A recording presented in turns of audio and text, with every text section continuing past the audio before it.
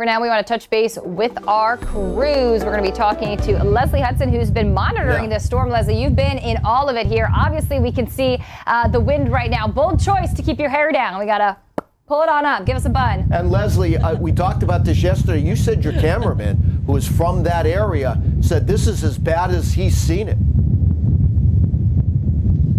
Yeah, he has grown up here his entire life and was telling me that he was really surprised at some of the areas that we went to yesterday. Now, 24 hours ago, I could not be standing where I am right now. It was completely overwashed. There was a tidal flood through this area. You can see over my shoulder, still dealing with some decent waves here, but this is not what we had yesterday. The big story was the tidal flooding that came through Virginia Beach throughout the afternoon yesterday. And Mark, off in the distance there, just if we pan a little north, we see a guy with his handy dandy jewelry. I forget what those are called, but, you know, looking for some gold, some sunken treasure probably from those floods that we got yesterday. Some pretty decent standing water in Virginia Beach and particularly in Norfolk. Now, I spent the bulk of the day. Let me show you some of the video that I shot yesterday. I spent the bulk of the day in Norfolk, which is just about 12 miles west of here.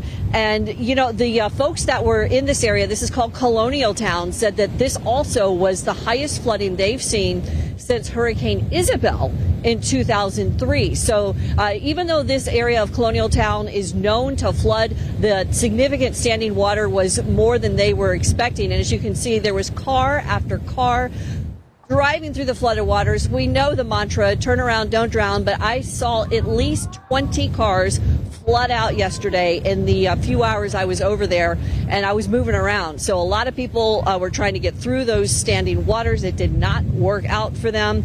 The tidal flooding sent those residents scrambling for higher ground in Colonial Town. And as they tried to navigate through those floodwaters, those cars were getting washed out. They also compared this flooding, by the way, to Hurricane Joaquin in 2015. And some of the residents say it rivaled that inundation of both of those hurricanes in the last couple of years. I mean, this area here does flood, but not where it's, you know, not continuous. I don't think I've ever seen that playground flooded. You know, we'll get some in the streets, like this street here on Llewellyn, that's pretty frequent that will creep in from the river here, but not this entire parking lot, not the park over here. So yeah, I was pretty surprised to see how bad it was.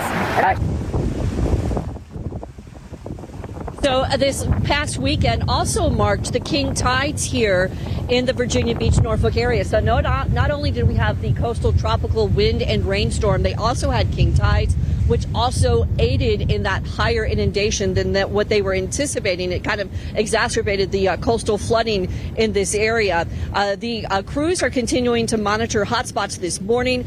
We still have that persistent onshore flow. There is also still a coastal advisory here in the Virginia Beach area until about 9 a.m., which it will drop after that. The officials are urging drivers still to be careful. There are some areas with some minor low-lying flooding in the immediate area here, but nothing too bad. They do have barricades out with some of the off ramps that you can't get off to because there's standing water in this area. And again, that coastal flood warning up till 9 a.m. And there is also a high surf advisory that's still in effect until around 6 p.m. tonight. And they're also, of course, urging folks to stay out of the water because of the dangerous rip currents, by the way. And I will tell you, significantly cooler today. We are currently in the 60s. We are definitely feeling that push of drier, cooler weather. And of course, conditions expected to markedly improve within the next 12 to 24 hours here along Virginia Beach. Reporting live, I'm Leslie Hudson. Back to you. All right, Leslie, we appreciate it. Thank you so much. People down at the Jersey Shore have been dealing with flooding since Sunday. AccuWeather's Bill Wadell is live in Atlantic City, New Jersey, where the storm will push even more water later today around, I believe it's 1:30 this afternoon. And it is going to be a huge problem for that entire area. And as I'm sure you know, Bill, not only the shore, but into the back bays.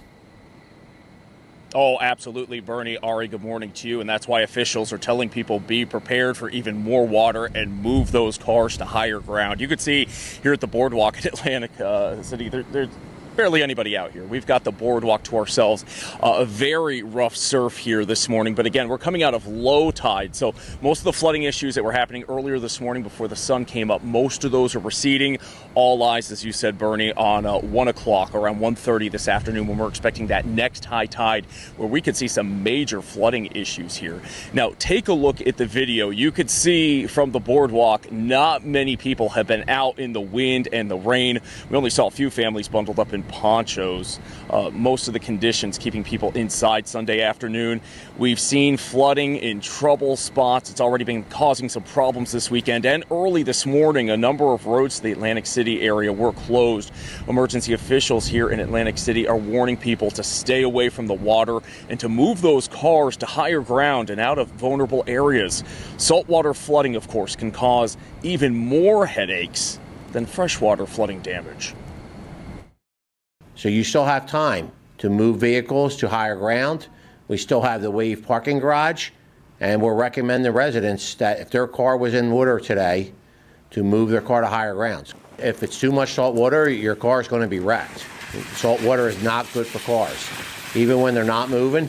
Probably even worse when you're driving in high water weather.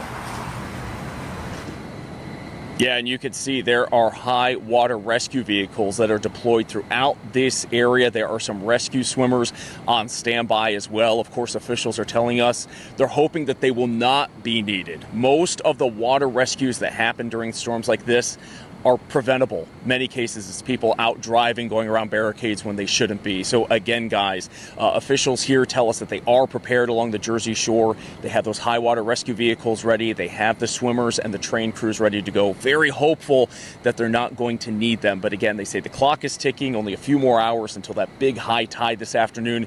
Get those vehicles to higher ground. And they're telling people, if you live in one of those flood prone areas and you do not feel comfortable, now is the time to get out before that storm pushes even more water in.